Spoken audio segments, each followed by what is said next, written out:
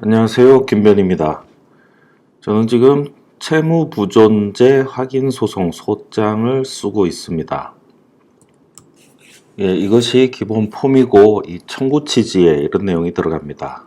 원고의 피고에 대한 채무는 존재하지 아니함을 확인한다. 이게 기본형입니다. 채무 내용을 좀 구체화할 때도 있습니다. 어떤 몇 년 몇 월 며칠 거래로 인한 채무는 존재하지 아니함을 확인한다.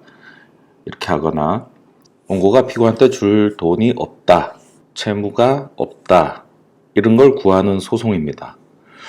근데 이런 소송이 왜 필요하냐면 원칙적으로 보면 이 소송에서는 피고, 즉 자기의 채권을 주장하는 사람이 이 소송의 원고, 즉 채무자에게 채권 행사를 하는 게 원칙입니다.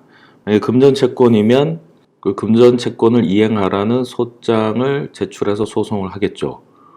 통상 그렇게 진행되는데 채무 부존재 확인은 채무자 쪽에서 먼저 진행하는 겁니다. 왜 이런 소송 형태가 필요할까요? 그리고 이것이 얼마나 유용할까요? 이런 상황을 예로 들어보겠습니다. 어떤 사람이 자꾸 나한테 돈을 달라고 그래요. 예전에 돈을 빌렸다 다 갚았는데 자꾸 덜 갚았다면서 돈을 달라고 계속 그래요. 그러한 상대의 주장에 저는 전혀 동의할 수가 없는데 받을 거 있으면 소송해서 받아가세요 이렇게 하는데 끝까지 그러지 않고 계속 찾아오고 연락하면서 괴롭힙니다.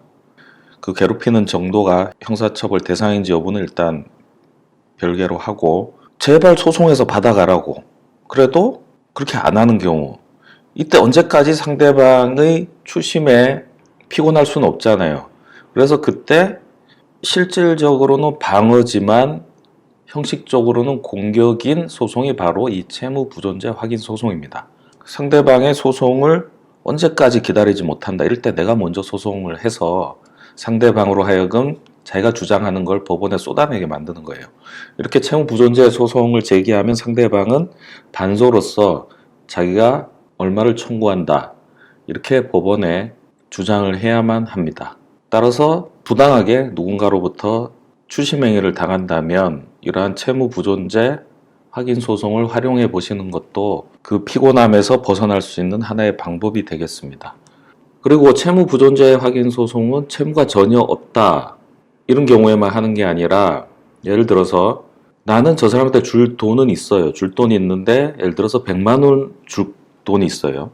근데 상대방은 아니라고 그래요. 300만 원 줄 돈이 있대요. 저는 100만 원이다, 저쪽은 300만 원이다. 이게 해소가 안 되니까 계속 또 평행선을 달리는 겁니다. 이때 채무자가 이러한 혼란을 그냥 법적으로 정리하기 위해서 이 채무부존재 확인 소송을 제기할 수 있습니다. 법원이 판단해주는 대로 내가 주겠다 이런 입장일 때, 방금 든 예에서는 100만 원은 인정하잖아요. 근데 상대방이 300을 요구하고 있습니다. 이럴 때 청구 취지는 어떻게 되냐면 원고의 피고에 대한 채무는 100만 원을 초과하여 존재하지 아니함을 확인한다. 이렇게 합니다. 이렇게 되면은 뭐냐면 100만 원까지는 존재한다. 그렇지만 그 이상으로는 존재하지 않는다. 이렇게 해서 일부 부존재 형태로 청구 취지를 구성합니다. 이 밑에는 이제 청구 원인을 적겠죠. 이 소송을 하는 이유를 쭉 적게 됩니다.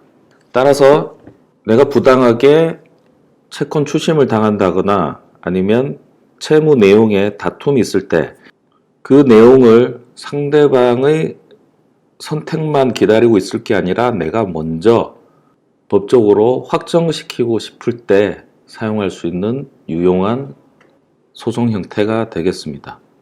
금전채권 같은 경우 금액에 다툼이 있는 경우, 이자 문제라든지 아니면 자료 누락, 기타 여러 이유로 채권액에 대해서 다투는 경우가 많아요. 그때 양 당사자의 이견이 좁혀지지 않을 때는 채무자 쪽에서 그냥 먼저 법적으로 이거를 확정 짓는 방법으로 채무부존재 소송을 종종 합니다.